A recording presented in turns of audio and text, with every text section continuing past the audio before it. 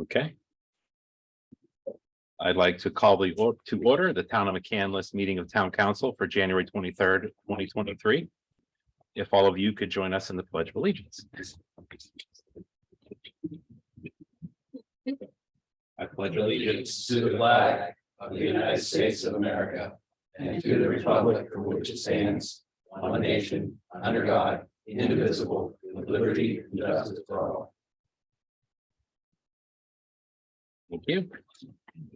And we start every meeting on how we conduct ourselves here. We will work together to better our town. We all have an equal voice.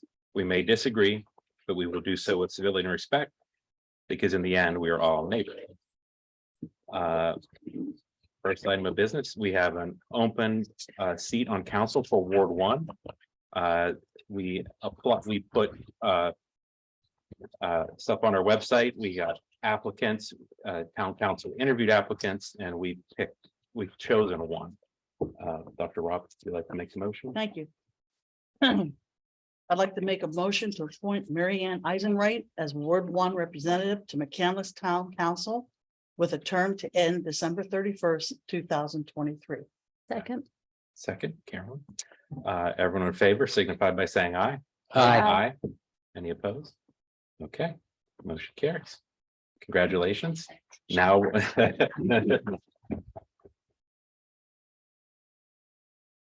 Now we can roll right into the oath of office. Judge Wagner.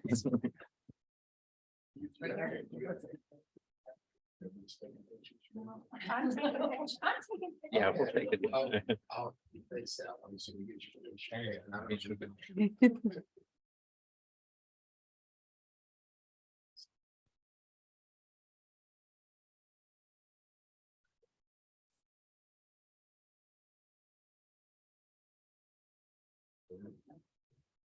Raise your right hand, please. I state your name. Mary Ann Eisenwright.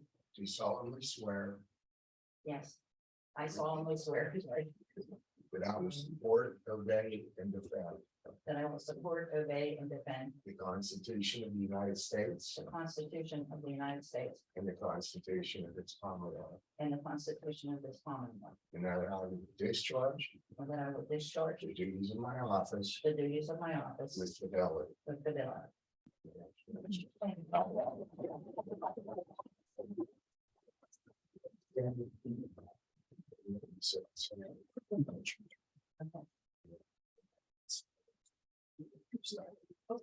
Okay, you enjoy yourself. Thank you. Thank you. Oh, yeah. Sure. With you that's not now, I am, yeah. Kind of important that we sign that now. Yeah, I think Okay, so. I didn't know that was. Like a marriage certificate. Yeah, it's a certificate of marriage. Yeah. Even more so than the act of word.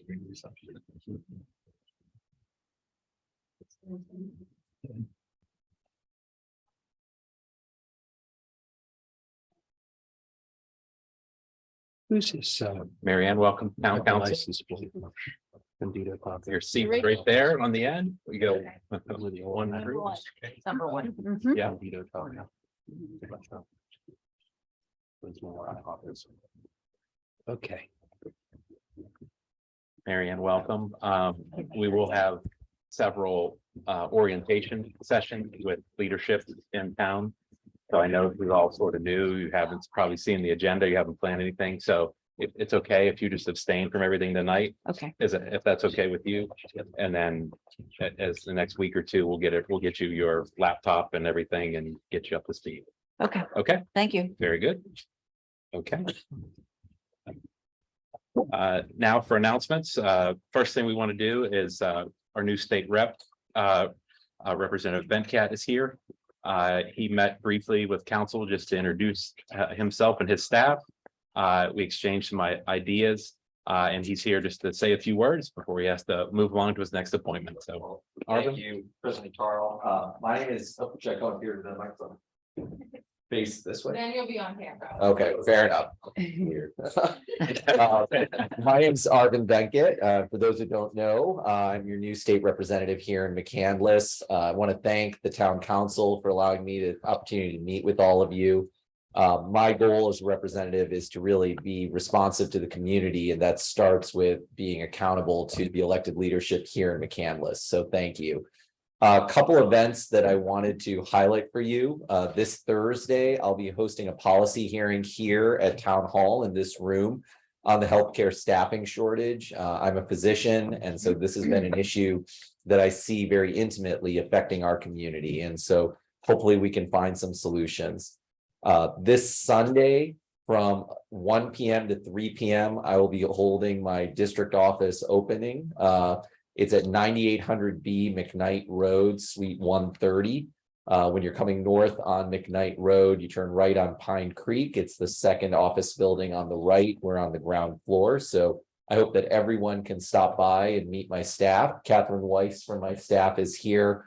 One of many staffers who will be there to talk about how we can serve the community. And then lastly, if you go to my website, repvenkat.com, repvenkat.com, you could sign up for my e-newsletter so that you can learn about how hopefully I'm serving the community, and also you can reach out to me at any time that way. So thank you to the town council, thank you to the residents of McCandless, and look forward to serving you over these next 2 years. So thank you. Thank you for coming in, Arvin. Congratulations. Okay, next up, public hearings. We have 2 of them tonight.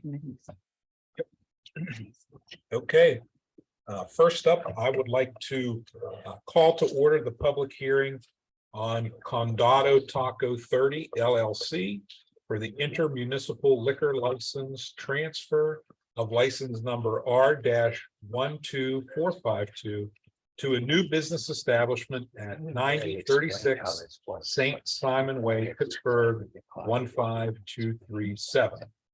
And someone is here from Condado. Sir, can you introduce yourself?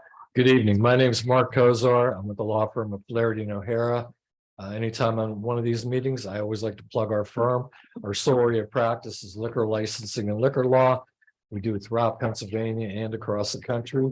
Tonight, I'm here on behalf of Condado Tacos 30 LLC to request that McCandless pass a resolution permitting the transfer of a liquor license from outside the town to within it pursuant to revised liquor code Title 447, Section 461B3.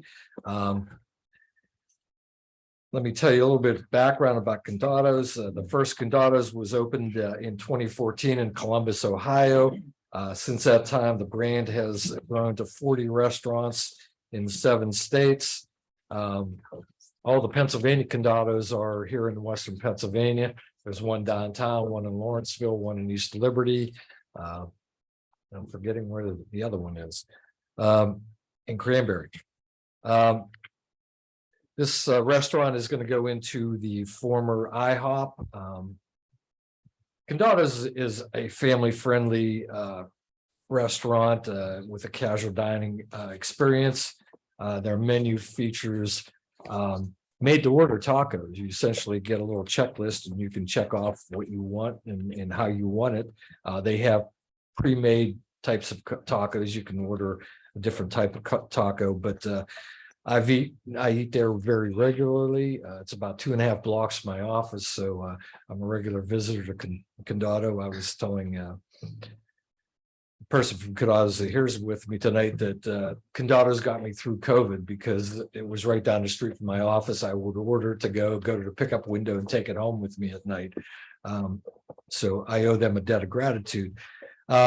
This store is going to have 80 full and part-time employees, so it's going to bring employment to the community. Alcohol is served as a complement to the food at Condados. It makes for a consistent product nationally. All the employees receive a responsible alcohol management training, which is a program that was put together by the PLCB and Bureau of Liquor Control Enforcement. Teaches people how to recognize fake IDs, how to recognize visibly intoxicated persons, those types of things. We believe this is going to be a great addition to McCandless, and for those reasons, we would ask that you pass a resolution permitting the transfer of the license. If you have any questions, I'd be happy to answer them. Questions from council? Nope. Questions from the, I'll take a I'm sorry, second on that. Ms. Clunin. Chris, you're muted. And I will send you a mic. Okay, got it. Sorry about that. Thank you. Thank you for sharing the information. Just a quick question. What do they anticipate is it going to be mostly a bar revenue establishment or food revenue? Is it, there going to be a separate bar area in addition to the casual dining experience? Yes, there will be a bar seating area. Their breakdown of food to alcohol sales is 65 to 35, 65% food. So it's a majority food location. It's not a place you come and hang out to drink. Their hours of operation Monday through Thursdays, or I should say Sunday through Thursdays, are 11 a.m. to 11 p.m. On Fridays and Saturdays, they stay until midnight. So it's not like a late night drinking establishment. Thank you. Other questions from council? Seeing none, is there any public comment or questions at this time? That's in the room. Seeing none, any online? Okay, with that, we'll close the hearing. Thank you very much, Mr. Cozart. Thanks. Okay, our second public hearing of the night. I'll call to order the public hearing on the Schultz Ford rezoning at 10-410 and 10-418 Perry Highway and 92-94 Einhouse Drive. Mr. Victor, floor is yours. Good evening. My name is Stephen Victor from Victor Wetzel Associates, here on behalf of Schultz Ford to request a rezoning for property they wish to purchase across the street from their existing facility, which is split zoned. I mean, portion of it is C3 and the rear portion is R2. And we're requesting that the rear portion be made into C3. I have a PowerPoint presentation I'd like to run through to sort of introduce the project. So let's get it. Okay.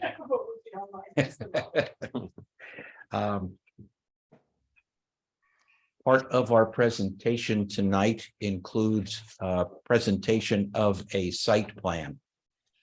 It's a little unusual. Most municipalities do not require a site plan with the rezoning. They simply look at the land uses that are available within a district. But McCandless, like a few other communities, wants to have a better idea as to what uses the property would be put to. And so as part of your process, we submit a site plan. So you will see as part of our presentation, some site plan information. What is not in this, and so if people start asking questions, is there's not a lot of detail relative to some of the engineering matters. So if you started asking me about the hydraulic runoffs and the details of it, can't answer it. And if you ask me about traffic generation, can't answer it. Those other things take place in the second part of an application. First part being the rezoning. If we're successful with the rezoning and you accept it along with the site plan, then our next move would be to submit a land development application and go through the land development process, at which time we'll be happy to provide you with all of the land development things. But basically what we're trying to identify through this process is the service called the basics of the site plan itself and the use. So to that extent, I'll be happy to answer any of your questions. I see we're loaded now, so next slide, please. And a copy of this presentation has been given to RJ and also to the court reporter. The property itself is located along the northern end of the town, along Perry Highway. On the westerly side of Perry Highway is the existing Schultz Ford facility, and the proposed rezoning is directly across the street on property formerly used for the Toma Funeral Home site. So it's that property that we are looking to rezone. Next slide. Along the Wexford Flats strip there of Perry Highway, there are 13 different auto dealerships within this area. So it's an area of, I'll say, scattered uses of vehicles all up and down through that corridor. Just in fairness to point out, some of that is in McCandless and some is in Pine Township, because this picture is not all of McCandless. So the lower half is McCandless and the upper half is Pine Township. But the corridor itself is heavily used by 13 different dealerships. Next slide. What we've added to the list of dealerships would be Schultz Ford doing a electric vehicle dealership we call EVs. And so the purpose for this is having a standalone dealership for an EV. The dealership is under the control, if you would, by Ford management. And it is the designation of Ford that their EV facilities would be in new standalone locations. And so even though the traditional gas-powered Fords will be on the westerly side, it's on this easterly side that we would like to locate the EV operations. Next slide. This is an excerpt from the township map. In the center of the map, you'll see a T-shaped piece of property outlined in red. And that's the site of the property. It's an accumulation of the Toma Funeral Home property and then a couple other thin parcels along Einhaus Road. The brown color there is the existing C3 zoning on the both east and westerly side of Perry Highway. And at the rear of the site, the aqua colored area there is the existing R2 category. Next slide. We look at our neighborhood and through this aerial photograph in which we've also identified the C3 and R2 zoning areas. You can see immediately to the north of us is the Barrel dealership that extends along the whole northerly portion of our property, goes back an extensive distance from Perry Highway. And that the C3 zoning occurs to the north, west, and the southwest of us. The existing R2 zoning occurs to the east of us and in an existing single-family subdivision developed by Mr. Barrel a few years back. And then as one single-family house and a vacant lot in the southeasterly portion of our site along Einhaus Drive. Next slide. Here is the site plan labeled the rezoning site plan, in which we have demonstrated how we would like to utilize the property. Our single and sole access would come from Perry Highway. We have frontage on Einhaus Drive, but for a couple of reasons, we will not connect to Einhaus Drive. One of those is topography. We'll be leveling out our site, so we'll be sitting somewhere about 15 feet above Einhaus. And secondly, Einhaus is a private street that's in very poor condition, and quite honestly, we want nothing to do with it. So our access will be limited to Perry Highway. The small rectangular building at the front of the site would be where the dealership would occur. The larger building to the middle of the site would be the location of the maintenance facility that would be there, so that vehicles that are sold at this facility or sold other places would be able to come and be served at this location. You can see the parking that goes around the building. That's a combination of employee parking, customer parking, and then some car storage parking. With the EVs, they're expecting a lot of the sales to be, I'll say, off-site sales that you would take almost through the internet. And so the need to have a large display of EVs on site is not needed. And so this will have a slightly different look to it in its overall configuration. One of the things that we wanted to demonstrate through the plan was how this would also affect our surrounding neighbors, and showing how we would act as doing the buffering on the southerly and southeasterly and easterly side of the site, and how we would deal with our stormwater management. Next slide. We have had several meetings with your planning commission. At the end results of that was that they did make a recommendation in favor of the rezoning. During the course of that meeting, there were two, I would think, principal items that were discussed. And I wanted to point out to you how we address those, and I think win the favor of the planning commission. And those two issues were stormwater runoff and how we would be dealing with stormwater management. And secondly, the screening and the buffering for the existing homes that are to our southeast and east of us. Next slide. So starting first with stormwater. Again, not wanting to get too deep into the weeds on this, but this is just the general overview that we gave the planning commission. The site itself has 3 watersheds in the small site that we have. The yellow area on the left-hand side, the far westerly portion of this site along Perry Highway, drains out onto the highway today. In the middle of the site, the yellow-green area today drains across and downward toward Einhaus Drive. And the blue area drains to the back of the site.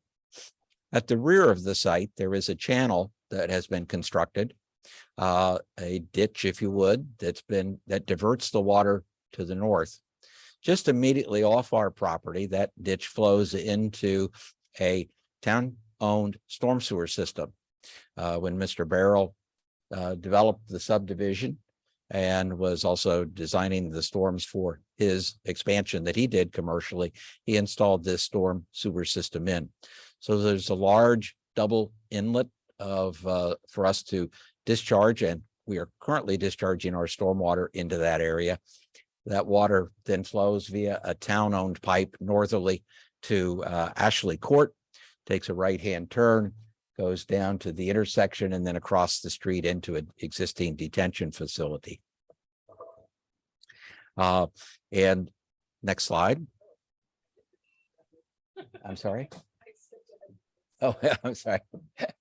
On this slide, we have demonstrated through the dark blue lines how we would be collecting all of our stormwater, and the water that was out front will be collected. The water that's flowing toward Einhaus will be collected, and both those plus the blue watershed would all be directed back to the right-hand side or easterly side of our site, where it would be placed in a stormwater detention facility.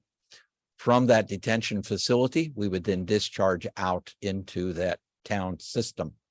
As required by your ordinance, we will be reducing our stormwater volumes to the pre-construction rate, so our post would be no greater. And so we know that there would be capacity in there as an obligation to us to meet your stormwater ordinances.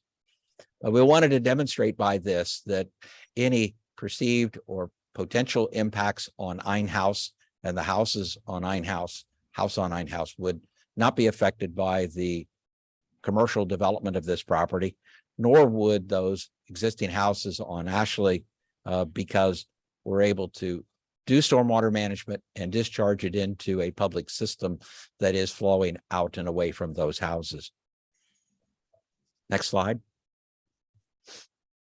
On the rezoning plan, again, we're looking at the overall site. Along the center of the site, on this bottom side of it, we're showing how there could be landscaping of evergreen and deciduous trees in that area to further screen and block visibility from any of the properties off to our southeast and east.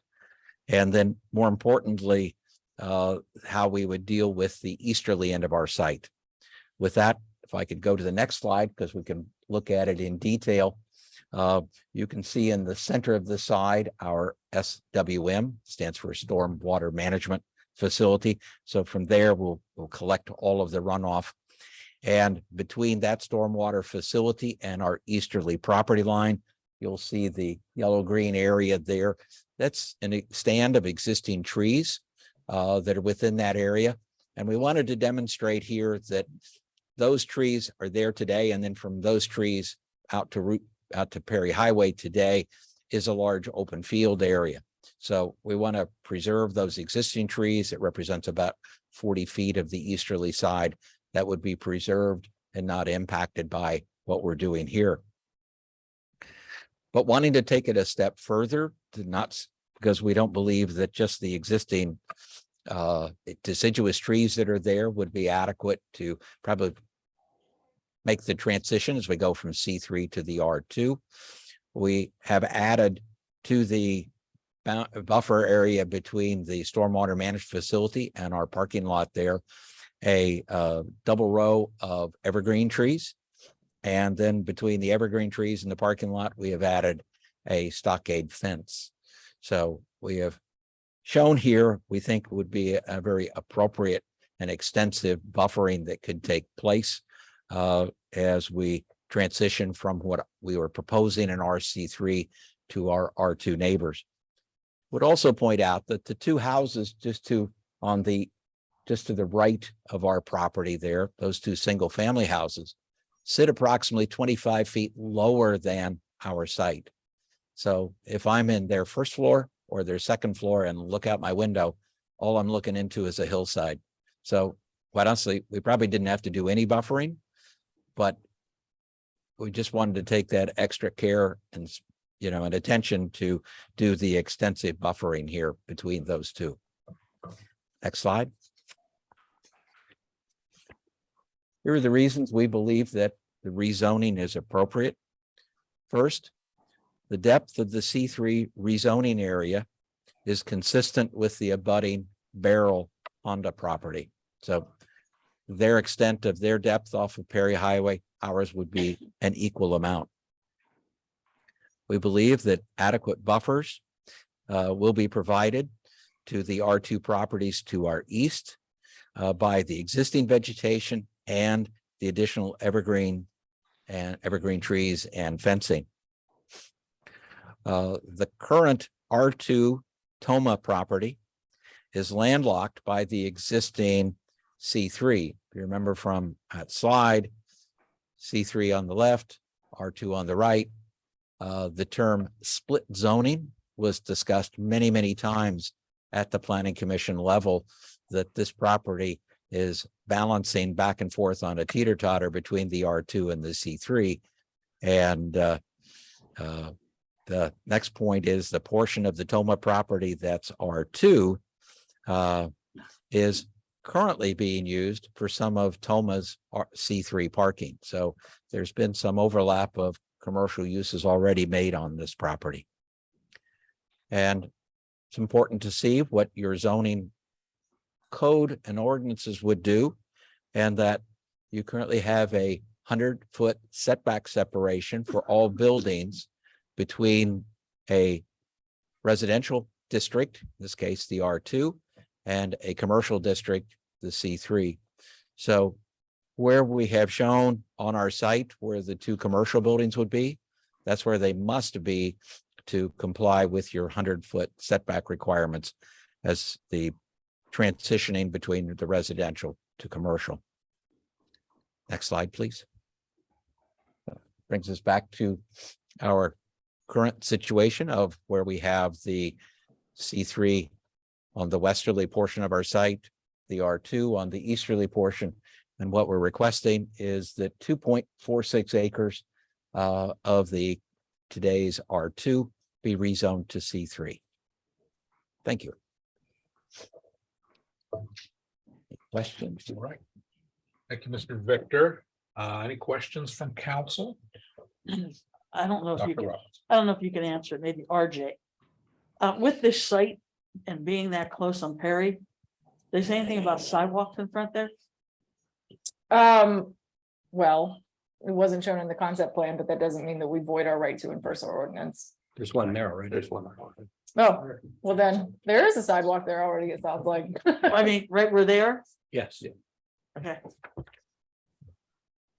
I'm sure that there will be other details that'll come out, whether it be sidewalks, street trees, lighting. we want to be full compliant with your ordinances as we go through the land development process. So, as those things occur, we'll be happy to work with you. I know this is all about zoning right now, so this might be premature to ask this question. But the Toma property, in my mind, sits above Route 19. So, Yes, by Therefore- about 3 to 4 feet, yes. so you're gonna add more impervious surface, not a lot more, but more. And that's gonna flow towards 19. Can you take that water to your retention pond? Because we can't take one more drop down on Pine Creek. Sure. I know it's difficult to see on the drawing that we have right there. But two things are going to take place. First of all, from where the existing Toma facilities are today down to Ein House, there's a drop of about 15 feet. We're going to take the 3 to 4 foot of elevation change. We're going to cut that dirt off and put it into that hole, if you would. And I talked about how we were raising it, so we can't have a direct street connection, which we don't want, but that forces it to not be able to happen. So we'll be lowering that. The second thing is that all of our stormwater, whether it be from the front, the middle, and definitely the rear portion, all of it gets piped back to the detention facility at the rear of the site. And that site plan, I guess we show it here, how we have the blue arrows, and that because we lowered the site, we'll be able to force that drainage, if you would, toward the back of the site. Yes, Okay, thank you. yes, sir. Other questions? Tricia has one. Ms. Clunin? No, I'm good. Thank you. Okay. Any comments or questions from the public? Yes. Yep. Name and address, please. Name is Peter Guidos. I'm a owner of 90 House Drive. If I could ask you for your assistance, because I don't have a slides, but I can use yours. I mean, I have it printed out, but I would like to address certain things from the slides here.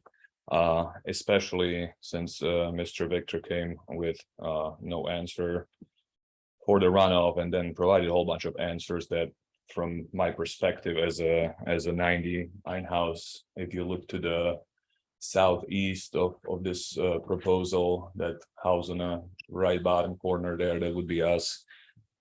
And well, let me just start. The runoff would be the biggest issue that we're dealing with here. I would like to address your question you have for Mr. Victor here with the runoff and the elevation between the 19 and the property here. There might be the 3 or 4 feet he's talking about, but there is significantly higher elevation difference between majority of the property here and our property. So I don't believe that the proposal for the runoff and the management of the runoff is anywhere close to reality, because most of that stuff will be dumped into our backyard. So even if we look at the southeastern corner of the bottom of their plan there, that would be the southeastern corner of the 92 Ein House.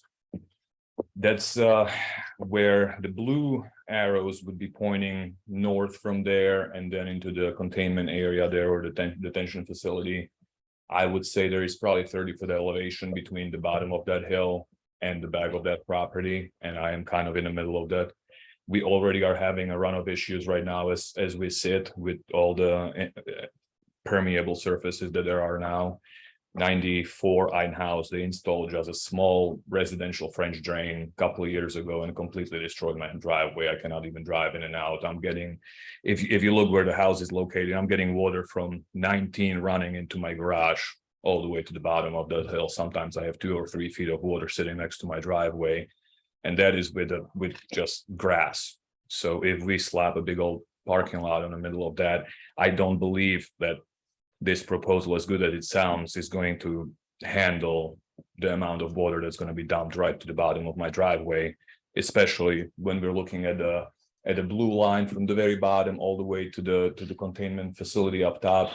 We're talking, I don't have my tape measure on me, but probably 400 feet at 20 to 30 foot elevation. And that, I mean, I don't see a solution at this point.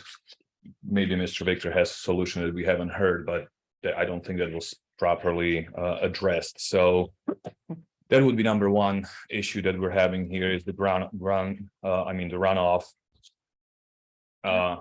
Not only with the damage to the existing driveway and my driveway and then the driveway before our property, but also we have a well water. So all the stuff being collected from the parking lot is going to end up in my bathtub where I'm bathing my 7-year-old. That's already has been an issue since we moved to the property.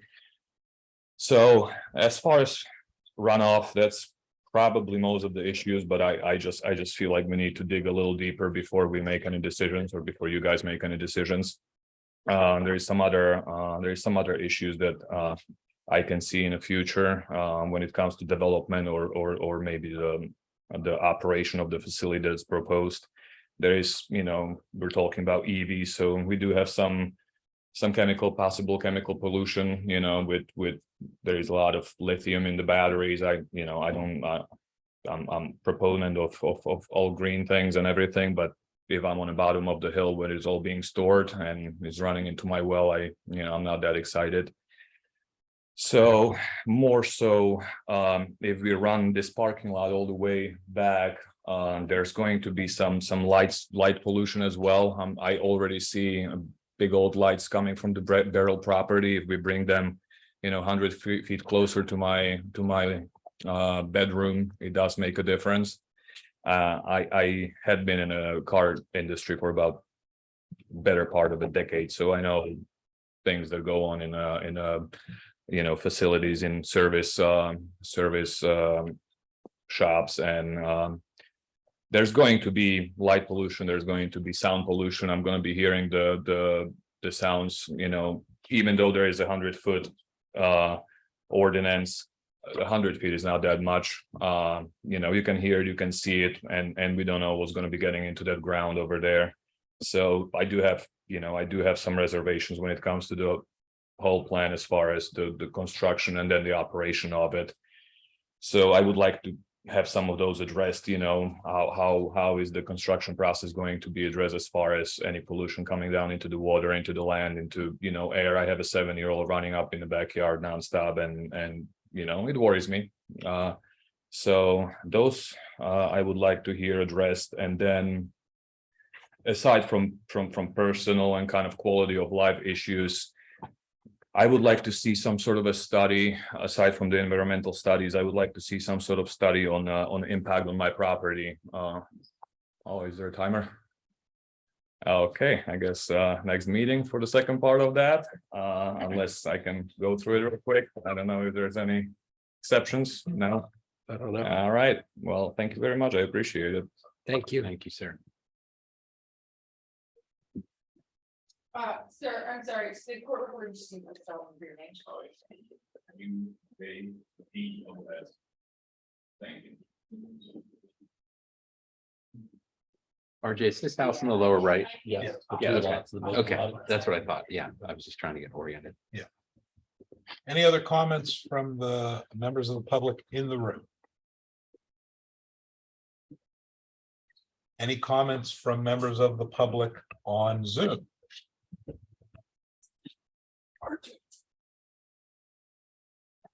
Can't see the chat.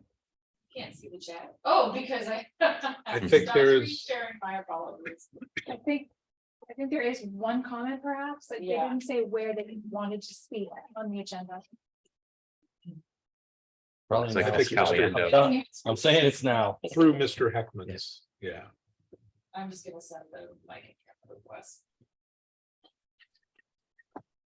Ms. Caliendo, are you there? Hi, yes, I am. Thank you very much. Sorry for the cryptic note. And I just want to make a comment that I think that gentleman who just spoke should be allowed more than 5 minutes to speak. The person given the presentation certainly had plenty of time to talk, to give all of his information. This gentleman sounds like he's going to be greatly impacted, and I just feel that you should honor him more time to speak if he has more questions. Thank you. Thank you. Any other comments online? Seeing none, Mr. Victor, would you like to address any of the concerns? I would. I see that, well, Mr. Hughes. Let's wait with Peter. Peter, thank you, sir. Thank you. I saw that while Peter was standing here, he was holding the plan that was presented back at the very first part of December. And the drawings that we have tonight was the drawing that was in response to comments made at that December meeting and reflect the comments that I made. If he could come in and take a look at the more recent drawing, I think it would show how we have addressed. He's absolutely correct, but I think his numerics are a little bit wrong. I'm not sure there's a full 30 feet. Maybe my 15 is a little short, but it's when we go back, if we could look at the site plan, RJ, that shows the drainage that you can see in the lower right-hand portion of the T section of the site where we have frontage on Hindhouse. Those lines that are drawn in there are specific engineer drawings showing the 1 foot contour intervals in that area.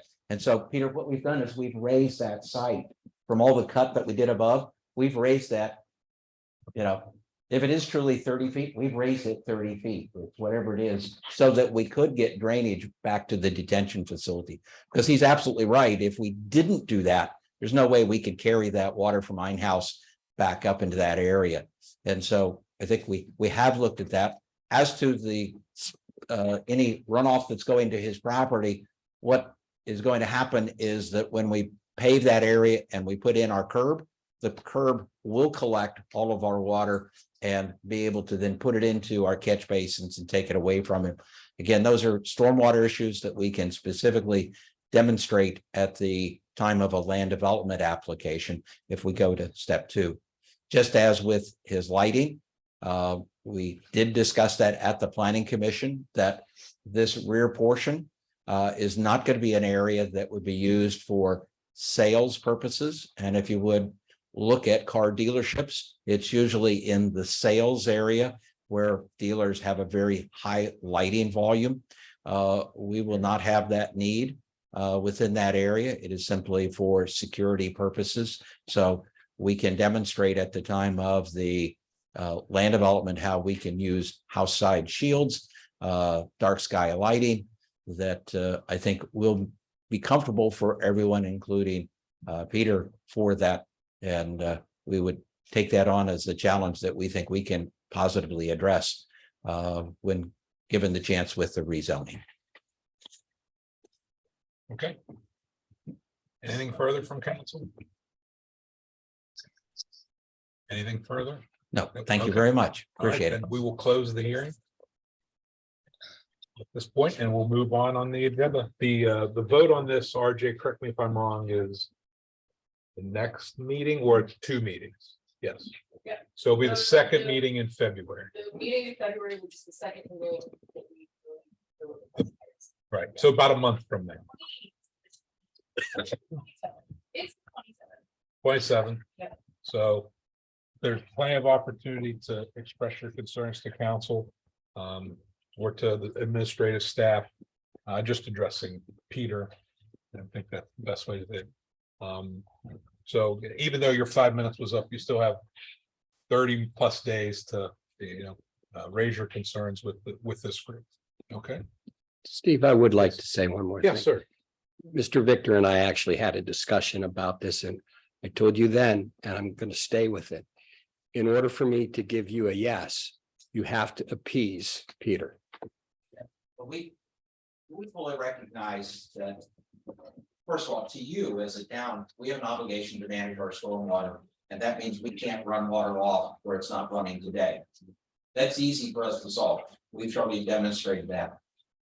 And that we recognize by the extent of which we have shown our landscaping and the buffering that, we are serious about doing this properly. And we recognize that's something we can do, and we take that on. We want to do it correctly, not just for you, but for our neighbors as well. Thank you. Yes, sir. Okay. We can move on. Okay. Thank you. Okay, moving on. Now we're gonna have a public comment on agenda items only or non-public hearing. Right. So if anyone's here, come up to the microphone, state your name and your address, and you get 5 minutes to speak. Or if you're online, put your name and your address in the chat box.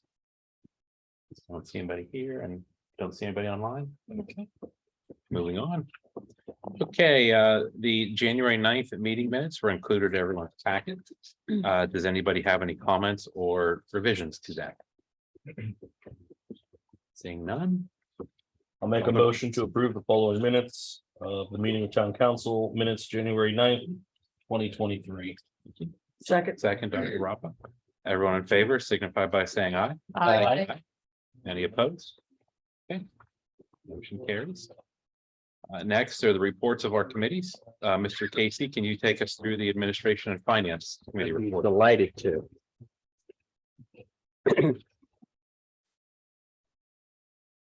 It's great house. Good evening. The first item on your agenda is the check listing. I have answered questions for a couple of you this today. If anyone else has any other questions, I'm happy to address them now.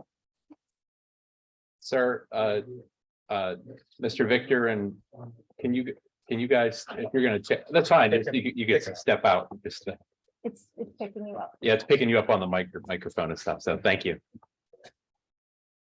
It's great. Sorry. So again, the first item we have on finance and administration is the check listing for December. I have answered a few questions previously today. If anyone has any other questions, I'm happy to address them now. Okay, I'll make a motion to approve check listing number 12 dated December 1st, 2022 to December 31st, 2022, totaling $1,404,422.49 as submitted to each member of council and posted on the bulletin board and town website. second. Okay. Everyone in favor signify by saying aye. Aye. Any opposed? Okay, now can we review the monthly financial dashboard? Yes, so you received the monthly financial dashboard report within your packet for tonight. As a comment, this is just the preliminary dashboard for December. The audit starts on Thursday for fiscal year 2022. And there will be adjustments over the next 30 days to the revenue and expenditures based on the audit. So the final December dashboard will be presented in February. I hope to have as many audit adjustments posted by then so that you can see a more accurate deferred income, et cetera. So if you have any questions, I'm happy to address it. Currently, we are ahead on revenues due to real estate transfer tax, as well as earned income tax. I had forecasted about a 3% growth and we had about a 4% growth in earned income tax. And then, of course, prior to the change in the interest rates, we were receiving large amounts of real estate transfer tax in advance of that expectation of the rising rates. So if anyone has any questions, the expenditures wise, we're in pretty good shape because we've had the retirements of a number of officers and we are waiting to replace them based on current procedures. There were some savings under public safety. We will have an adjusting entry on a couple of those items just because we're still receiving invoices into January. So I do anticipate us ending the year in a good position. We will be revenues over expenditures, but I'm happy to answer any questions you might have on the preliminary numbers this evening. Do you think there will be a significant change from what you're presenting here now? Or do you think it'll be similar and close after the audit didn't? It depends on what they decide on ARPA. So that ARPA transfer is a considerable amount of that 3 million that you're seeing right now. So as long as the current grant stipulations allow me to receive that all in 2022 and I don't have to defer it any, It shouldn't change much. it shouldn't change much. Great, thank you. Yes. Any other questions? Thank you, Trish. Thank you. Now for the communications report, it was in your packet, any questions? Then we'll move on to liaison reports. Dr. Ropa. There's no meeting for the McCandless Industrial Development Board. North Hills Council of Governments. President Our Darrell. first meeting of the year was on Thursday. I sent the meeting minutes to Sanders. You're gonna upload them. That's really report. They're They're there. in the conference. Okay, Good. thanks. Are there any public comments on Administration and Finance Committee items? If not, then we will turn it over to the Reporting, Planning and Zoning Committee. Since Ms. Zachary's not here, I'll just run through these. We have the planning directors for a report there. Hello. Boom. I'm already here. So pretty straightforward. What was on the planning report this month is also before you tonight. So those were the two things that we dealt with at the planning commission meeting in January, the rezoning request that you all just saw the presentation on, as well as the Ridge final plan, which after many months is before you all. So, you know, not really much to say about the rezoning. We've pretty much already covered that, but I do want to note a couple administrative things as we get to that presentation, the subsequent motions for the Ridge. You have two modification requests that are, you know, up for your consideration. One being a small grading change between behind a couple of the lots. That was actually requested and worked out, I guess, with the resident in the rear of that property, because there were a handful of very large, you know, old trees that they wanted to see saved. So that has been reviewed by the engineers, technically okay. And the planning commission did recommend its approval in order to save those large trees. The second modification request is to waive the performance bond requirements for sidewalks and any potential street trees that would be part of the plan.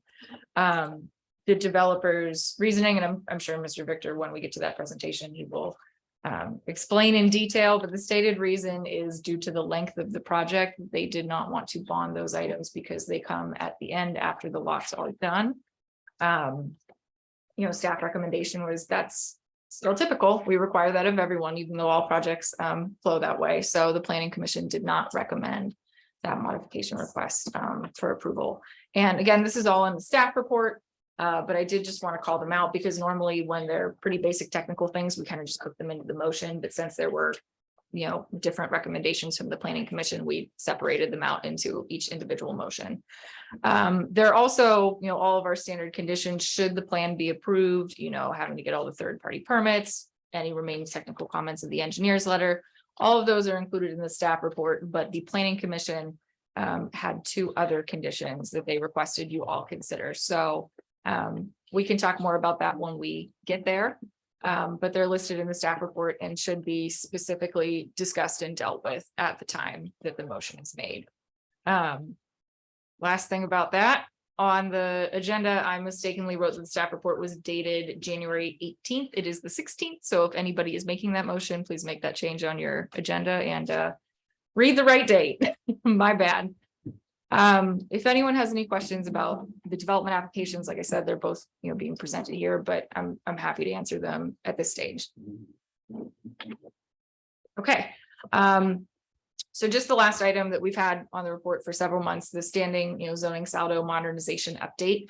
Happy to say that all of the drafts were received by the planning commission by the end of the year, and they got another revised draft in advance of the January meeting. So, you know, if anyone has any further comments or wants to discuss things, obviously they have the chance to do so. We decided to move the recommending vote to March, just because there were some things that we had put in the saldo, that subdivision side, like green space and public recreation requirements, and, you know, much more expanded traffic study stipulations. And so it was just a little meatier, honestly, than we had expected earlier in the project. So we wanted to give an extra month before they had to make a recommending vote. So we expect that that will be before you all for a public hearing sometime, probably late April.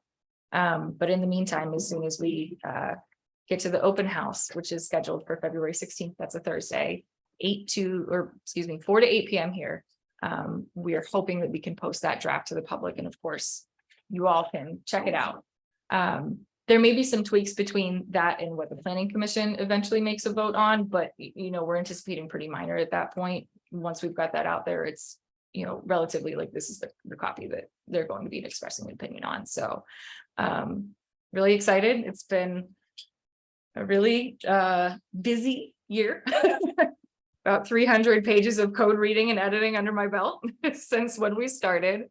But I think that we're really well positioned as we move into the adoption phase. So if anyone has any questions, happy to answer, but I went into a little more detail in my report. Just one comment. I appreciate the not the rush, pushing back to April. I'm happy that we're taking time, making sure planning commission got time to look at it and get their comments back. It's much appreciated. Thank you. No problem. All right. That's all I have. Anything else, Fred? Okay, thank you, RJ. Now for the liaison reports, Mr. Singer. Planning commission, I think you pretty much got everything there. The reports are in your packet as well. Okay, thank you. Ms. Clunin, anything at zoning? Oh, you're muted. Oh, let's unmute you. 1 second. Or you're muted. There.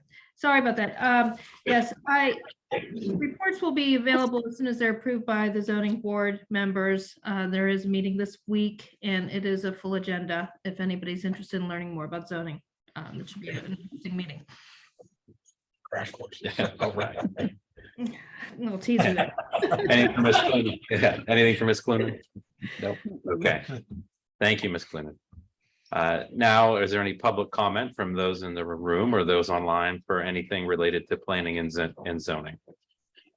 And if you're here, just walk on up, or no one online. Yeah. Oh, Raise his hand. please, sir, come to the mic, name and address, and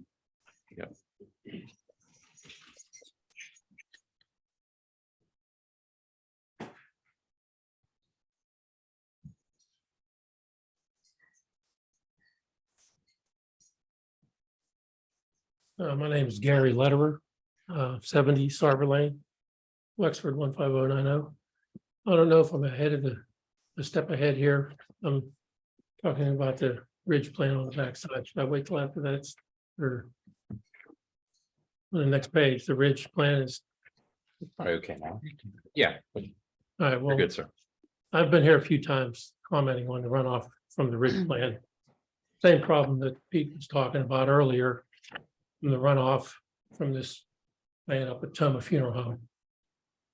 Now, you're concentrating all the runoff from these non-permeable surfaces into a drainage area. And supposedly, there's no more water leaving that drainage area than would be leaving the surfaces that are there now. So some of the water that's being collected off these non-permeable areas is being counted on to be seeped into the ground at this area, at this retention pond. We're doing the same thing at the ridge plan. This new one at Toma is directly above his well. The one at the ridge plan is directly above my well. When I asked about it at the last time, the comment from the committee here, I think it was from the zoning committee, maybe not yourselves. But the answer was, test your water at the beginning. And if there's a problem, you'll know it. Well, it falls on me. Making changes to compensate for that, having any additional finance problems because of it, you're pushing that off on residents like myself at the retention pond at the ridge, and Pete at the retention pond, the one you're talking about now. You need to do a little better than push it off on the resident that is being affected by it. Think a little bit ahead before the problem is, at the ridge, you're dumping all that extra water on private property. Hopefully someday, one of you people will have a development above your land. And all that water will be dumped on your private property, and you'll understand what's going on. Thank you. Thank you, sir. Are there any more public comments on planning and zoning committee items? Seeing none here, none online. Okay. Moving on. Ms. Schweiger, would you like to run us through the recreation committee report? Sure. Liaison reports. You guys have the meeting notes from the activities advisory committee. Are there any questions, comments? I had a question, Carolyn. Yeah. I noted in the report that there was a vice chair. Was there a chair nominated as well? I noticed that's not noted. I was not at the meeting, so do you guys know? Trish was there, or Sydney, but it just says that Deb Sagan made the. Yeah, I do not know the answer to that at this time. For activities committee, Yeah, because it wasn't a reorg here, we didn't, it's still, I'm sorry, Well, they you're asking may- about the vice chair. yeah, Christine stepped in for Dawn. okay. Yeah, since there So it's wasn't a just replacement, reorganization, Okay, there was no vote for chair, the chair stays the same. But because the vice chair stepped down. got it. Okay, thank you. Any other questions, comments? No. Next up, Finance Development Promotional Committee for the Heritage Center, Trish Clunin. Thank you. The minutes should be in your packet. I know this group has been working very hard. Planning a lot of great events coming up this year. But if you have any questions, please let me know. Any public comments? Any public comments? None? Okay, that concludes the report. Town managers report. The town manager's report was included in your packet. If you have any questions, please let me know. Council. Okay, very good.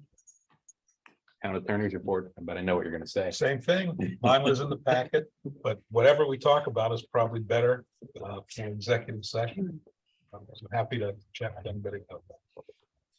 That's the end of my report. So we have no old business tonight.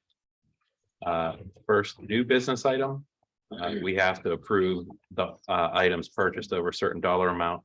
So these are what, two police intercept utilities. And the two total 79,000, right? Yeah, okay, very good. Any questions for our manager? No? Floor is open for a motion. I'll make the motion.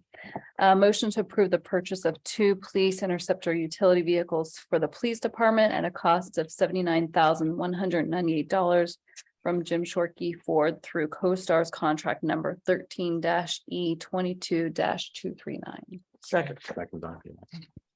Everyone in favor signify by saying aye. Aye. Any opposed? Okay. Purchase is approved. The Ridge Residential Plan. What's the easiest way to do this, for RJ to introduce each of these, or for us to just? Well, so I think the developer has developer's representative, Mr. Victor, has a full presentation available, so I think I kind of covered, the highlights of what I would normally say in a blurb in the report that I did about 5 minutes ago. But just as a reminder, when we get to, any potential motions for the full plan, if we just want to kick it back to me so I can go over some of the things that the planning commission had requested be considered, then that probably makes sense. Okay. Mr. Victor. Good evening, Stephen Victor, Victor Wetzel Associates. And I'll be really brief. We already have preliminary plan approvals. We're just back for final. So next slide. And this just shows for the audience or anybody watching that what we're proposing is a cul-de-sac coming off of Perry Highway to serve 19 single-family lots as shown on the recorded plan. Next slide. And that the one modification had to deal with slope is limited to the would be the northwesterly corner of the site on lots 1 and 2. Next slide. And specifically, the green circle there represents an area where there are 4 very large old trees pointed out to us by our neighbor, Mr. Wright, who's here tonight. And that what we said is we'd like to preserve those. And one way to do that is to utilize a 2.5 to 1 slope as opposed to the 3 to 1 slope everywhere else on the site. So we've identified, as you can see on lots, a portion of 2 and then 3, 4, 5, all the rest of them, where it's a 3 to 1 slope. And we have provided geotechnical information to show that a 2.5 to 1 slope can be stable to be utilized here. And the benefit of that is that we can preserve those existing trees. So as to the other modification, this is, I'll say, sort of a standard request by the developer. We recognize it goes contrary to your normal practices, and the planning commission did recommend against the modification. If that be your will, so be. It's just the intent is that sidewalks and street trees are installed at the latter end of the project, and usually are done also by the home builders. And that the idea here is that that could be enforced through the building code system, but again, it goes contrary to yours, so we will follow your wishes as to the modification request for the street trees and the sidewalks. Thank you.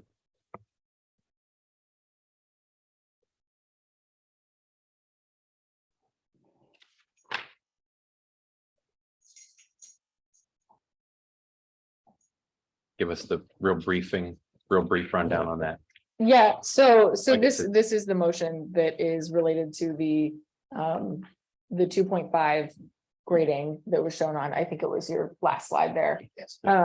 Again, the intent is to save 4 large trees that are at the rear of the property, the residents, adjacent their rear yards, they requested essentially that these be saved. And so following the preliminary plan approval, they came back and adjusted that grading, had our engineers review it, make sure it was technically sound. There's no reason that I'm aware of to not, consider this one for approval. Okay, planning commission looked at it. And Yes, Yeah, yeah, and and they the did recommend engineers. approval, yes. Okay. Any further questions for I do have a RJ question, about this matter? and this probably goes to our town engineer. And that is, will that additional slope create more water? Because there's a natural swale that cuts straight down that valley and it heads right to Don Batista's barn. And he's already overwhelmed with water that comes out of Oak Ridge. Will this, if it adds anything more to it, can we have the contractor bring the swale around towards the front, towards the retention pond?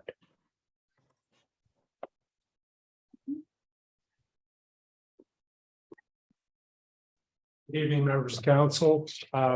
With regards to Commissioner Councilman Casey's question, the modification on the slope is to address trees, as they said, the preservation of trees. In our opinion, that change in the slope is not going to affect the amount of runoff that goes in that direction. The key to this plan is that all impervious area on the plan is going to be captured in storm sewer systems and directed to the pond. This particular area in question will actually take water that did go in the direction of those homes and bring it back towards the pond. So we're actually bringing more water with the plan, changing the direction. So the slope is really not Okay. germane to this. Thank you. You're And welcome. thank you for saving the trees, Mr. Victor. Any other questions before we consider a motion for RJ or our town engineer? Okay, floor is open for an emotion.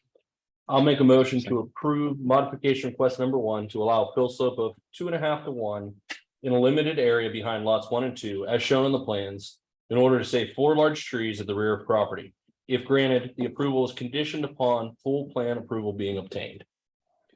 Do we have a second? Second, Second, Ms. Clooney. Everybody in favor of the motion signify by saying aye. Aye. Aye. Any opposed? Okay, motion carries. RJ, want to tee up the next one? I think you kind of already did. Yeah. So the recommendation from the planning commission is to reject. Reject this one, yeah. Does anybody from council have questions of our planning director or our engineers? Seeing none, floor is open for a motion. I'll make the motion. Motion to reject modification request number 2 to waive the requirement for the applicant to bond the street trees and sidewalks. If granted, the approval is conditioned upon full plan approval being obtained. Second. Second, Ms. Schweiger. Everyone, I guess, would be opposed to this measure? No. Yeah. It's a motion to reject. It's a motion So to reject. yes is to reject, and no Yes. is to Great, approve. thank you for the clarification. You're welcome. Everybody in favor of rejecting this motion signify by saying aye. Aye. Any opposed? Oh, okay. Motion rejected. Okay, last one. Yes, so this is the one that I'm gonna get a little more into the weeds on. I apologize. I'll try to keep it painless. So there were two conditions additional to kind of our standard, which are included in every staff report for, you know, an approval like this. That the planning commission had requested be considered by you all. So the first one is acknowledging that, you know, the Perry Highway external sidewalk, as I've called it, because it's not abutting any of the front yards of the lots. It would be, you know, the back of the property coming down Pine Creek Hill. It has to be approved by PennDOT ultimately, because that requires a highway occupancy permit. It's their road. Now we do have preliminary information from, you know, emails from PennDOT saying they don't immediately see any reason why they wouldn't approve the sidewalk, of course, pending, you know, final technical details and everything. But the planning commission was concerned that just in case that does happen and PennDOT says this can't be built, we don't want it, that the developer still be required to pay a fee in lieu, so that it's not just kind of a waiver, yeah, well, we tried. So the town engineer has made it a preliminary opinion of cost at about $190,300 would be the equivalent cost to construct that external sidewalk along Perry Highway. If PennDOT does not approve the sidewalk and the fee in lieu is required, it would have to be used for pedestrian facilities somewhere else in town. So it would be dedicated to that purpose. So they requested that town council consider putting that condition on any approval. And additionally, there was an issue that was raised in public comment by Mr. Brian Wright, who lives, I forget the exact address, but he's the resident that abuts the 4 large trees. So behind lots 1 and 2, basically. He made us aware that there is an adverse possession claim that he either has filed or is filing for a portion of that property right behind his house, essentially saying, well, I've maintained it for many years, so he's filing this action. Now, it is the opinion of the town that this is a civil matter still at this point. And so the planning commission didn't change, you know, the way they wanted to act on the application because of that, but they did want to acknowledge that if this, you know, moves forward and is adjudicated in favor of Mr. Wright, that any material changes that would be required to the plan due to, you know, a loss of a small portion of this land, you know, be considered and make sure that the plan complies with all of our regulations and laws due to any material changes that could arise from that. Did I do okay on that, Steve? Perfect. Whew. All right. So they wanted council to consider putting a condition on that essentially acknowledges this adverse possession issue and make sure that the plan still complies, even if it is adjudicated in his favor. Has the developer been given a copy of all of the? No, good question. I didn't directly transmit it to you, but it is publicly available on our website. So These were items that we've discussed at the planning commission. We're aware that they're going, and we have no problem at all with those. As to the last one, I think the primary concern was if Mr. Wright does have adverse possession and takes that area out of the property, does lot number 1 it's lot number 1 fall then below the required 20,000 square feet? And the answer is no. It's way larger than that. So there will be no impact onto the lot 1's able to meet the code requirements. So we're fully on board with the comments that are being suggested here. yeah, I think the only real change would be just bumping the, you know, assuming if he is successful, moving the rear yard setback in a little deeper into the lot. And again, the lot is large enough that there's room to run on that. Yes, we have no problem. We've looked at that because of this, the slope area that you've done. We've sort of pushed the slope back into the lot anyway with that. So it would be no problem. Thank you. Define adverse possession again for me. It's when you adversely possess open, notorious, etc., a piece of property that is owned by somebody else. So a lot of times it's neighbor disputes, your fences over the property line. There's a vacant lot next to your home and you cut the grass for 21 years. That's what the claim is, that the property in the rear has been used by Mr. Wright for a period exceeding 21 years. And then by the doctrine of adverse possession, he now owns the property. And that has to be adjudicated by the courts. Okay.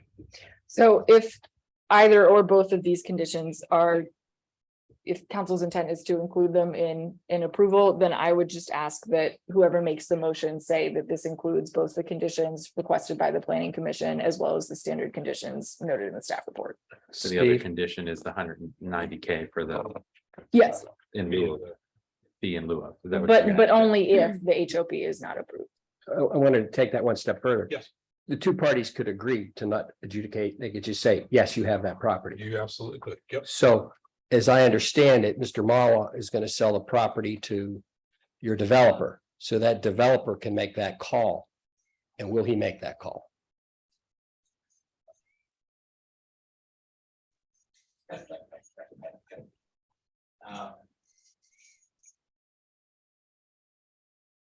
I'm trying to make sure I say it in the correct way, that and that the developer is not going to object to any adverse possession claims by Mr. Wright.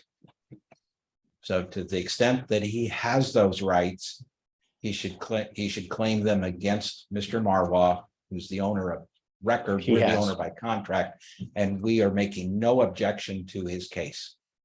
Right answer. That I can't legally say we're in favor of it, so. Yeah, I got you. Yeah. I got you. So there's two conditions that we could add. So the easy one is I guess, the sidewalk. So is everyone in relative, I think both conditions should just be added. both conditions be added? Is everyone comfortable with that? Yes. Okay, I do have a couple more questions if I could. please. Okay.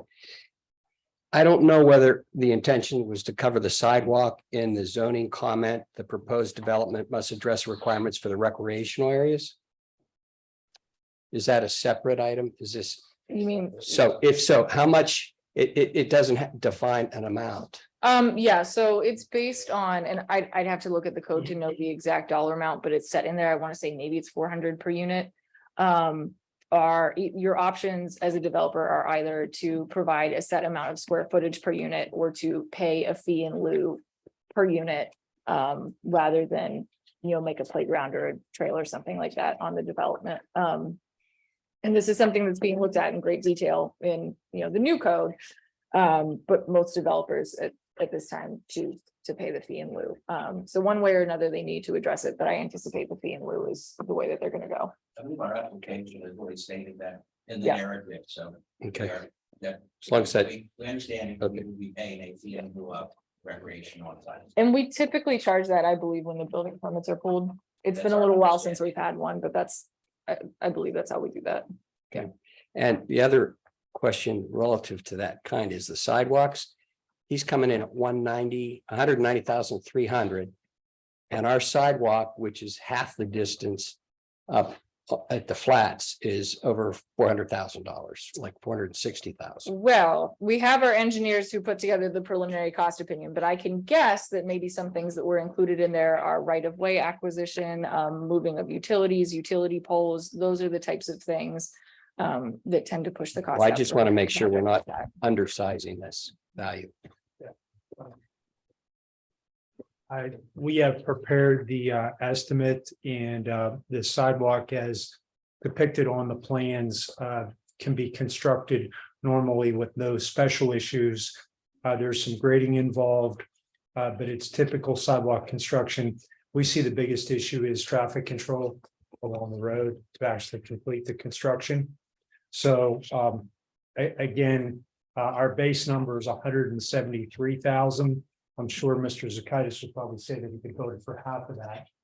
We're taking 110% of that, so it's 190,000. So given that they would be there with other equipment mobilized and could do this as a part of the bigger project, I feel that it's a fair estimate.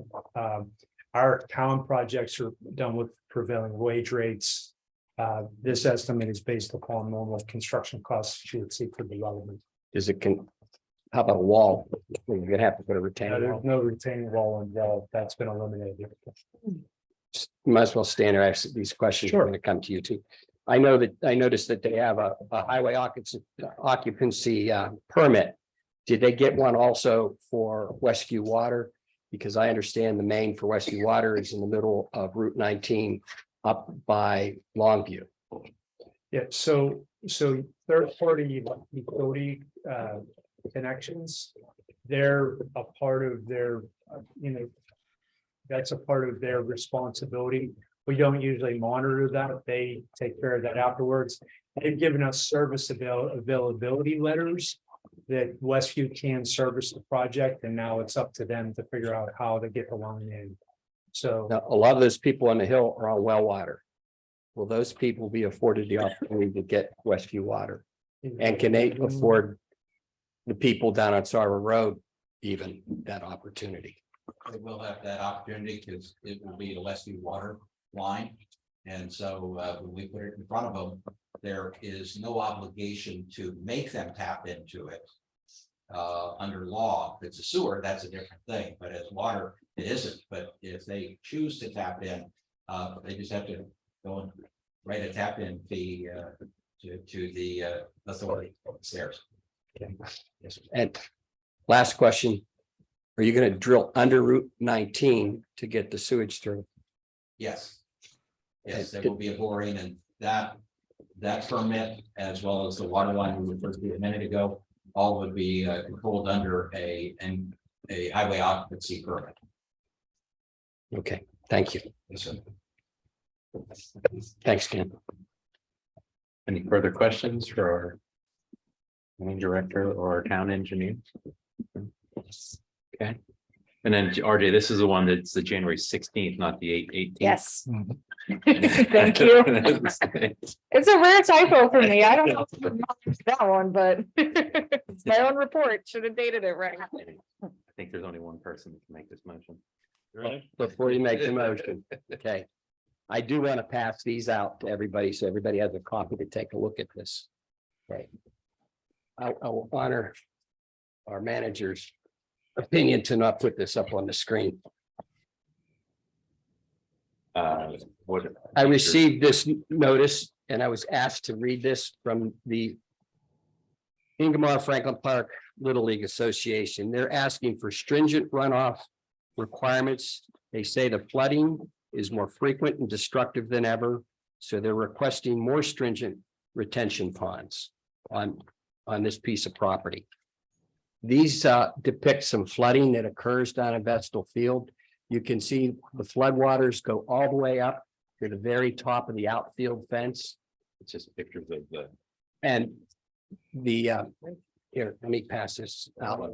You can pass this around. Actually, we'll start with. I've seen it. Oh, you showed it before. So I just want to make sure that we're all aware of what we're getting into. I'm assured by our town engineer that we're not going to have any more water than we already have down at Vestal. I just want assurances from all parties. Yes. I will qualify that the pond, as it is designed, meets all the current standards, both of the town, and it will meet the requirements of the DEP. It goes through a second process for that. When we measure stormwater, we measure the rate of flow. So the rate of flow will be less out of the pond. When you create a development, you do create more impervious area, you create more runoff. There will be some infiltration of the pond water into the groundwater. That's the way it's designed, but there will be runoff. That rate of runoff will be no greater than it is right now. Actually, it will be controlled and through maintenance agreements and other things, it'll be perpetually maintained and controlled. But there will be a larger amount of runoff that comes from that site over time than there is now, if that makes sense. I'm very aware of all the problems in the valley. We've all seen them, and this is the most stringent specifications we have for a pond that's been designed in the town in a long time. So are we going to do anything to remediate the salt that's put on the roads in this pond? And if not, why not? Remediate the salts that would go into Mr. Letter's storm well. Jack, we don't have any current regulations related to groundwater or salt control into groundwater. I mean, the idea of the pond is that it will infiltrate through the ground. Whether it'll draw the salt out that might get into the pond, I can't really answer that question. But it's not addressed in any of the design criteria that's out there right now, just in fairness. Okay, is it a correct assumption to think the deeper the well goes, the less likely you are to experience salt? Well, sure. I mean, the bigger media that you have for the water to pass through, the more chance it is for the salt to come out of the water as it. Okay, if that be the case, then would you consider having Mr. Zakaitis or whoever the builder is extend Mr. Letter's well, and I probably Don Batista's wells deeper so that they don't have a likelihood of experiencing an issue with their water? Are we allowed to ask? No, We're not allowed to ask someone to do something on an adjacent piece of, are we going down a slippery slope here that we should? So you can ask, but we don't really have a Require, legal we can't mechanism require, right? to enforce such a requirement. It's just it's be a nice gesture. I don't know that it is proven that by digging it deeper, that it will create any different outcomes for this. All I know is that where our path of discharge is it's between Duquesne Lights property. I'm not talking about the discharge. We're talking about the water that actually permeates down through. And let me preface this with Mr. Eichner has a farm and he sent us information relative to his farm. His well has been polluted with a lot more salts since they constructed a number of plants above him. So Mr. Letter, he's got a very valid point, and we as a council are responsible for good development, but we're also responsible for protecting our citizens who are already there. So I'm just trying to find some common ground here. This isn't the first time we have been asked this type of question before relative to this. And your solicitor can tell me if I'm off on this, because what I'm going to say is going to sound a little callous maybe, but the real outcome of this is if we pollute as well, he just takes us to court and somebody will decide whether there really was damages caused by this development or not. That's how this is handled. We don't believe we're going to cause any harm, but the analogy I sometimes use is I may leave here and I may run into your car outside. Well, if I hit it, I'm liable to fix it. We do something with his well during that, he's more than happy to make a claim against us. And if it's that obvious, I'm sure he'll win and we'll either be digging him a well or we will be. I wish bringing life public was water. that easy. I really do. I know. The question is also a very complicated one because what we're really dealing with is the hydrostatic flow of water through the ground. I don't know if ours flows toward his direction or if it goes Somebody the other else's. direction.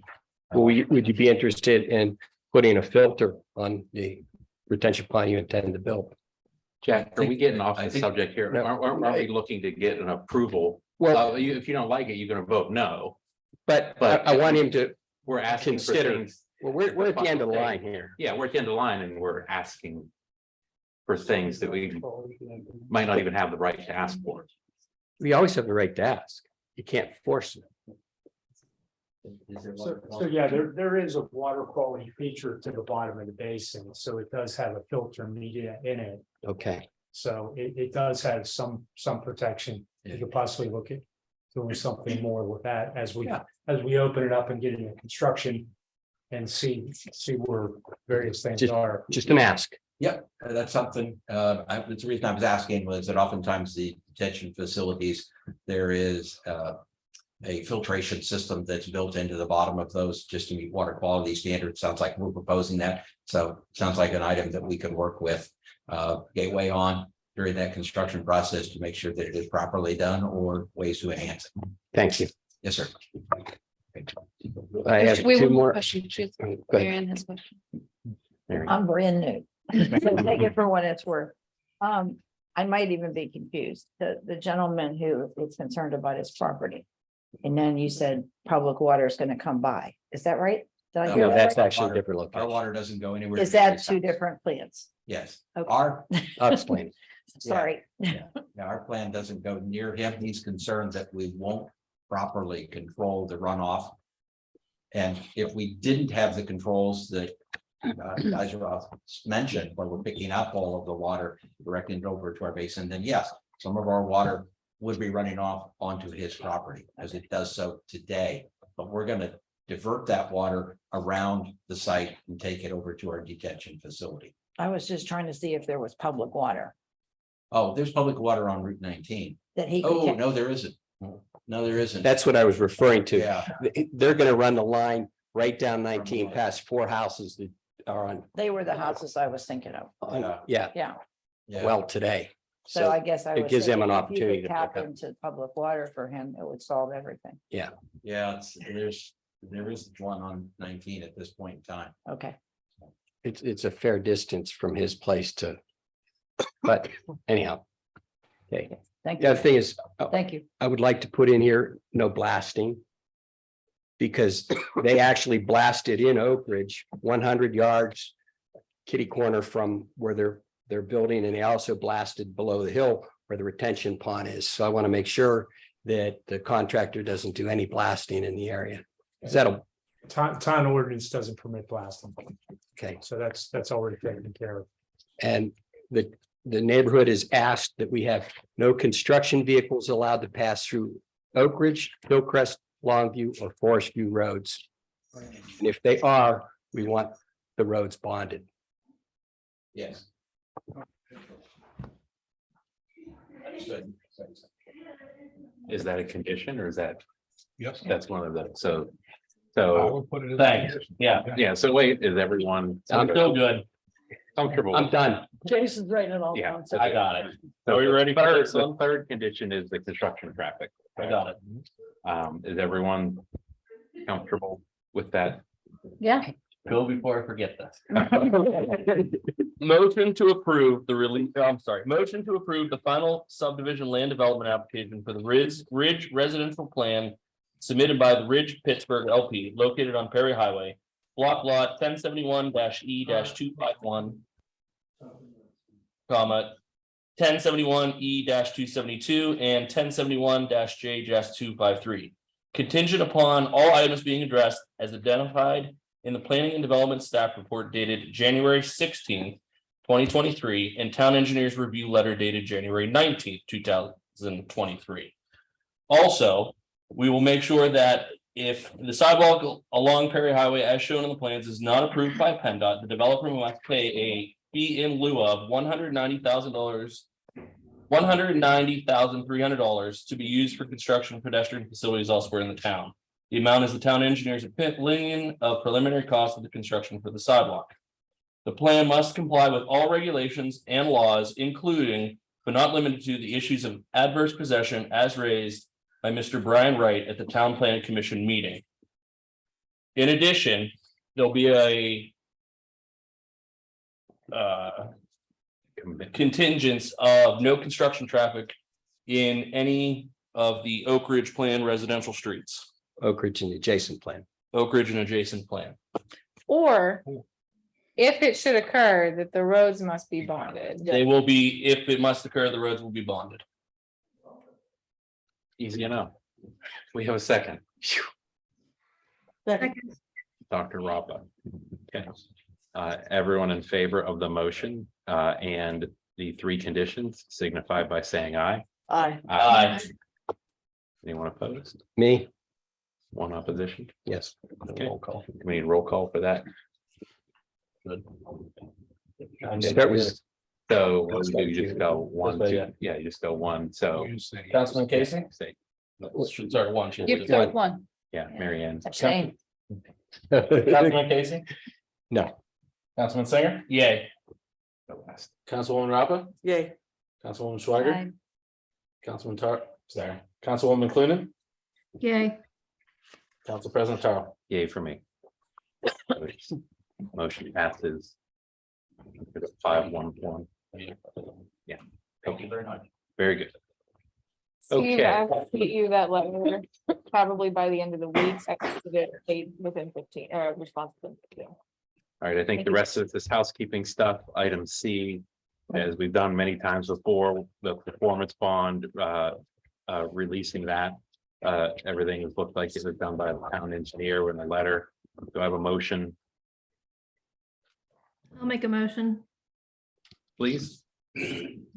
Motion to approve the release of the performance bond for the Barrel Honda parking lot expansion project in the amount of $445,021. All technical comments and punch list requirements have been satisfied per the town engineer's letter dated January 10, 2023. Second. Second, Mr. Casey. Everyone in favor, signify by saying aye. Aye. Aye. Any opposed? Okay, that motion carries. Next up, unfortunately, we have a vacancy in our building code department. So until we hire a full-time person, this Mr. Mulcahy is as an interim. So should the motion say that it's interim or for a certain term, or we would just, when we hire a new person, we would just come back and. Is there a contract with them? Yeah. It's just as the. Open-ended? Okay. But we have rates for Yes. the gentleman. Okay, Yes, it's the not a. fee it's not a schedule is formal presented to us. the There's fee no- schedule. Okay, It's as long as it's an at will, that contract is an at will. okay. I'll make the motion.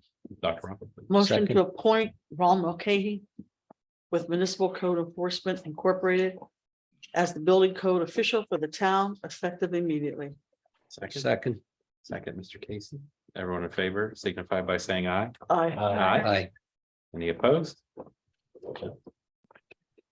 Motion carries. The next up, just housekeeping or resignation. Who's this? Who's the? Yep, I was just, go ahead, Ms. Yep. Clunin. Motion to accept the resignation of David Gedemy from the McCandless Franklin Park Ambulance Authority effective immediately. Second. Second, by Carolyn. Everyone in favor, signify by saying aye. Aye. Any opposed? Okay, motion carries. Next up, we have our activities form. Does this need to be a motion or it can be a head nod or?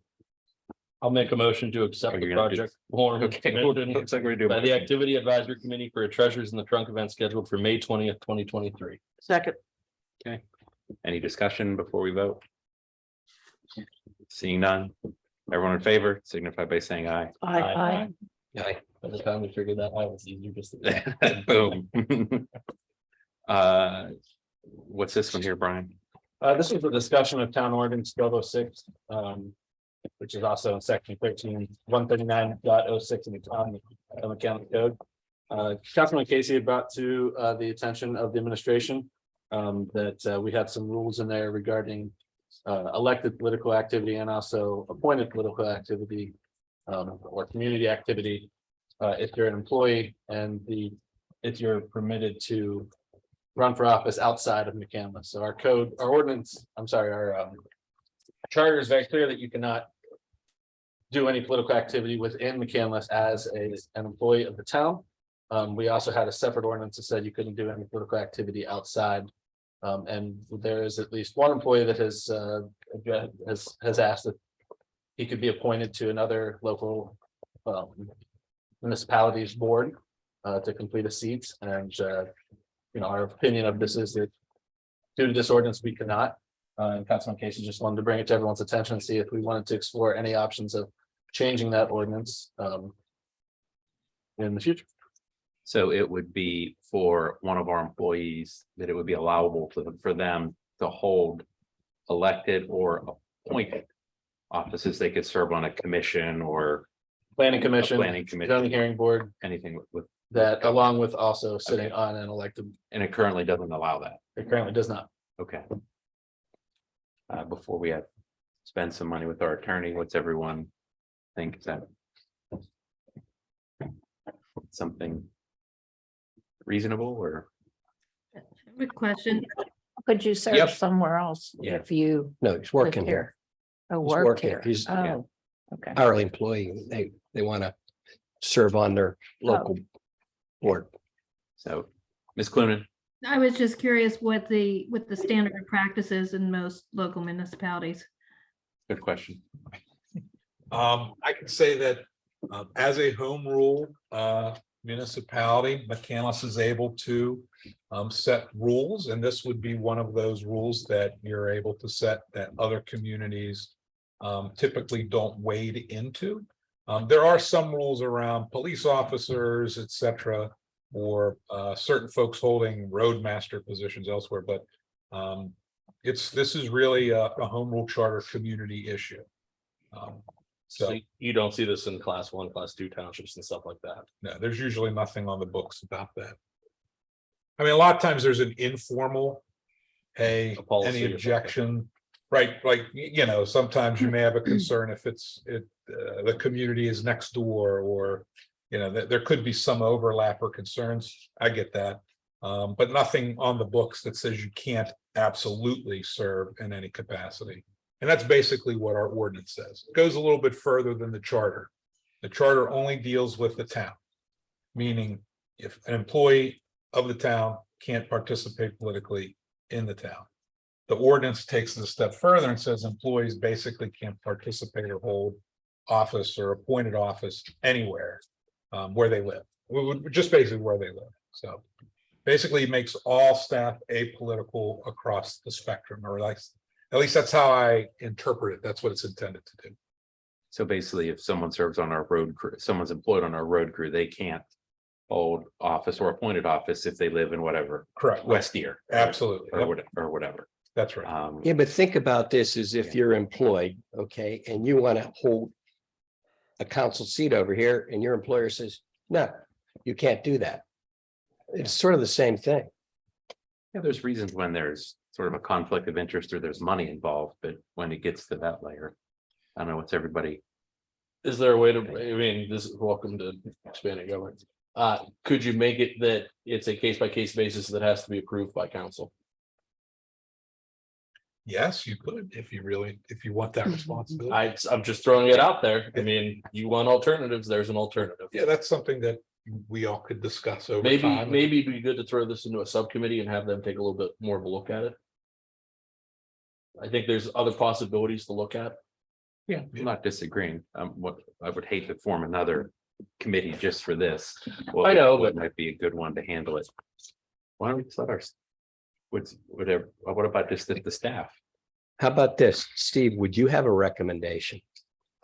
It's really a total policy decision for the council. I mean, you tell me. Who else has this policy around us? As I said, I'm not aware of any other communities, boroughs, first-class townships that have an ordinance on the books locally, or anyone that I can recall. So it is a unique feature in McCandless, just like tonight with the appointment. Your appointment in the code says you have to appoint someone of the same political party to the seat of the person who resigned. That doesn't exist outside and a non-home rule charter community. So That seems really restrictive to me, that ordinance. It almost seems, That's in the charter. That's on ordinance. no, I meant the ordinance. I didn't mean the So the political charter party. says I one of meant- our employees can't hold office in McCandless. correct. And then the ordinance says they can't hold office or an appointed position Anywhere. in any. Where they basically where they live. Basically where they live. So That ordinance seems completely unfair to me. yeah, I mean, I'll just say, when you're dealing with a community that is adjacent, you could have conflict. So there is some reason for having at least the discussion that, you know, we are working on things with our neighbors. You know, we are always trying to find projects that we can do together with our municipality. So I'd be careful of that devil's advocate, just the possibility of particularly that. I think a case by case way of looking at it could be much different than certain levels, certain positions, certain jobs. You know, if someone wants to serve on the planning commission. probably not gonna run as many things as a council member. So there's a lot of ways to wind this around. Mr. Casey, it's your idea. It seems like it gets some traction. Do you want to chair this committee? Is there anybody? I'd be who'd like happy to. Help put their 2 cents in and.